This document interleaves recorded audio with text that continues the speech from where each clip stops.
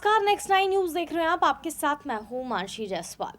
राजस्थान कांग्रेस में जारी सियासी संकट थमने का नाम नहीं ले रहा है। जी हां, अशोक गहलोत और सचिन पायलट के बीच में जिस तरीके की रार देखने को मिल रही है वो लगातार कांग्रेस पार्टी की मुश्किलें बढ़ा रहा है।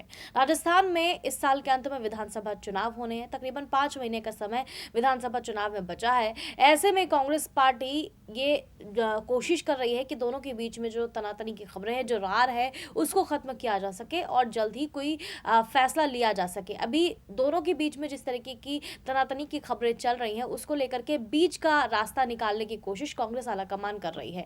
ऐसे में मल्लिकार्जुन खड़गे का जो बयान आता है वो ये साफ तौर पर दर्शाता है कि कहीं ना कहीं जिस तरीके से दोनों के बीच में रार चल रही है उससे कांग्रेस पार्टी को कोई मतलब नहीं है।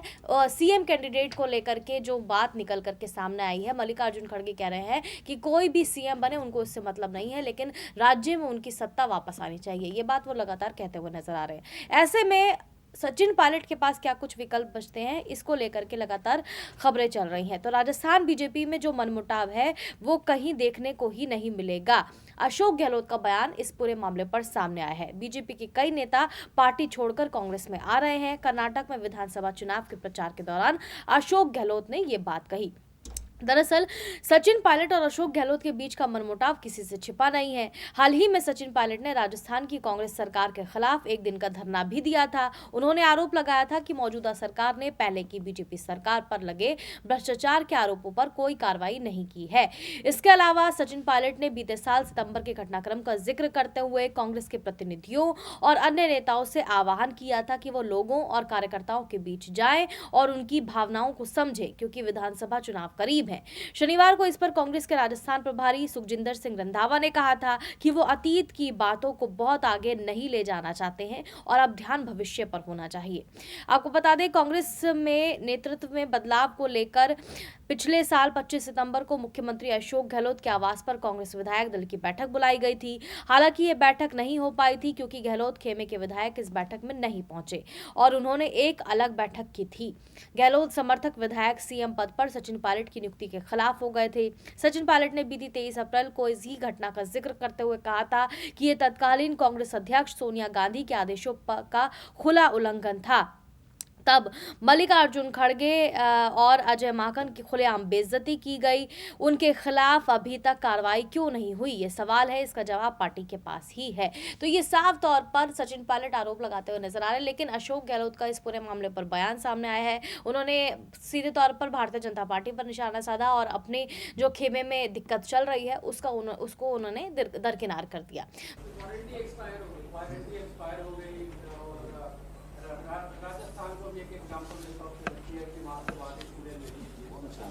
देखिए, यही मैं आपको कहना चाहता हूँ। यही बात तो हिमाचल मुख्यमंत्री ने कही थी कि वहाँ पर ओपीएस लागू ही नहीं हुआ है। मुझे जाना पड़ा आप लोगों के सामने, मीडिया के सामने। वहाँ जाके मैंने बताया कि खाली घोषणा नहीं हुई है, लागू ही हो गई। वहाँ तो लोगों को पैसा मिलने लग गया है। जो लोग लेट सर्विस में आते हैं, एज ज़्यादा होती है, रिटायरमेंट होने लग गया उनका 1 जनवरी 2004 के बाद में, और वहाँ पैसा मिलने लग गया है ओपीएस का। तो ये जो भ्रम फैलाते हैं, इनकी फितरत है। ये बीजेपी हमेशा झूठ बोल के अपना काम चलाती है। आप उनको पूछिएगा भाई आपने कहाँ से खबर लेके आए, बताइए हम लोगों को। हम दावा करते हैं जो हमने कहा वो सब लागू हो रही है वहाँ पर। ये हमारा दावा है और ये हमारी खासियत भी है। जो कहा वो हम करके दिखा रहे हैं। बीजेपी ने आज कर्नाटक में मैनिफेस्टो जारी किया। वो लगातार फ्री का विरोध करती आई और अब आज फिर 3 सिलेंडर फ्री करती है। ये कौन सी राजनीति है? देखिए, ये सरकार बहुत बदनाम सरकार है, घबराई हुई सरकार है। प्रधानमंत्री मोदी जी और अमित शाह घबरा गए भाई। सब काम छोड़ के अप एंड डाउन करेंगे वो 10 दिन तक। उनका अप एंड डाउन जानते हम, गुजरात के अंदर, यूपी के अंदर सारा काम। अरे प्रधानमंत्री पद किसे कहते हैं, गृह मंत्री किसे कहते हैं? पूरे देश की समस्या उनके सामने होती है। पूरी दुनिया की देश, पूरे मुल्क के दुनिया में विदेश नीति भी होती है, समस्याएं आती है। सूडान में आगे समस्या, तो प्राइम मिनिस्टर का काम तो सब तरह का होना चाहिए ना। उनका काम जो उनकी फितरत में है, प्रधानमंत्री मोदी जी और उनके अमित शाह की फितरत से चुनाव जीतना है, चाहे नगर निगम का क्यों नहीं हो। हैदराबाद में देखा आपने, रोड शो कर रहे हैं हमारे गृह मंत्री जी, और पीएम भी वहाँ जा रहे हैं जिले के अंदर। रोड शो में नहीं गए, पर जिले में इसलिए गए कि मैसेज जाना चाहिए कि देखो हम कितना इंटरेस्टेड थे। इनका मॉडल ऑफ गवर्नेंस एक नया पैदा हुआ है, चुनी सरकारों को हॉर्स ट्रेडिंग करके गिराओ। कर्नाटक उदाहरण है आपका, महाराष्ट्र उदाहरण है, मध्य प्रदेश उदाहरण है, राजस्थान में पूरी उन्होंने ताकत लगा ली, करोड़ों रुपये इन्वेस्टमेंट कर दिए, वहाँ पैसा डूब गया। बीजेपी का पैसा राजस्थान में डूबा है, बड़ा सरकार गिर गई 3 जगह पर, गोवा में और मणिपुर में जो है पैसा डूब गया है। ठीक कह रहा हूँ मैं, पैसा वापस नहीं दिया है, ना देने वाले हो कोई।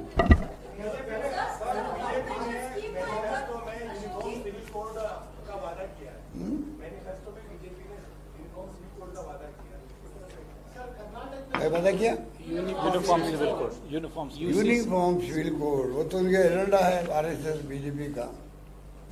ये देश को बर्बाद करके रहेंगे, और देशवासियों को और प्रदेशवासियों को समझ जाना चाहिए कि वक्त आ गया है। आज पत्रकार साहित्यकार लेकर जेलों में बंद हैं सिर्फ इसलिए कि आपने आलोचना क्यों लिख दिया। आपने आलोचना तो लोकतंत्र में एक प्रकार ऑर्नामेंट है, उस रूप में मानना चाहिए कि अगर आपके कोई आलोचना करता है तो गवर्नेंस जिस पार्टी की होती है उसको सीखने का मौका मिलता है, इम्प्रूवमेंट करने का मौका मिलता है। उल्टा मामला है, देशद्रोही हो आप तो। इसलिए ये जो आप सिविल कोड की बात करते हो, कॉमन सिविल कोड की बात करते हो, पहले एनए लाए थे, पहले उसका क्या हुआ, सीए लाए थे, क्या हुआ, एनआरसी लाए थे, कितना होल्ला मोचा था गृह मंत्री जी ने, मैं करके रहूंगा, अब उनकी बोलती बंद हो गई है। सर आपके जो नेता आ रहे हैं उन्होंने लगातार एक मिनट नहीं आप बोलिए आपका वो राजस्थान गया क्या, बिल्कुल आपके लिए आए। बोलिए। जो भी नेता आ रहे हैं सर यहाँ पे, उन्होंने लगातार ये आरोप कर रहे हैं आपके ऊपर कि कांग्रेस बहुत डेस्परेट कंडीशन में है, उनको हार यहाँ पे भी मान चुके हैं, ऑलरेडी देश में हार चुके हैं। तो इस तरह के बयान आपको कहीं पीछे धक्का देने की कोशिश हो रही है, कहीं आपको ये डिसरेस्पेक्ट करता है? बीजेपी के लोग कह रहे हैं कि हम हार रहे हैं, वो आ रहे हैं वापस बीजेपी वाले। और क्या कहेंगे वो, यही कहेंगे वो तो, परंतु आ नहीं रहे हैं, वो जा रहे हैं।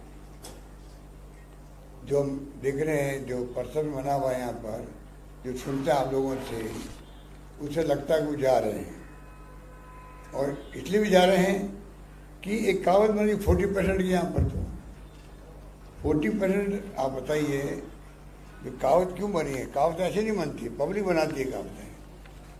इतना करप्शन तो बहुत कम जगह होता है, जहाँ 40% तक पहुँच जाओ आप, तो क्या बचता बताइए। आप राजस्थान के यहाँ की हैं? मैं हूँ यहाँ की, लेकिन हूँ राजस्थानी। नहीं, पर आप यहाँ वालों को पूछना चाहिए पहले।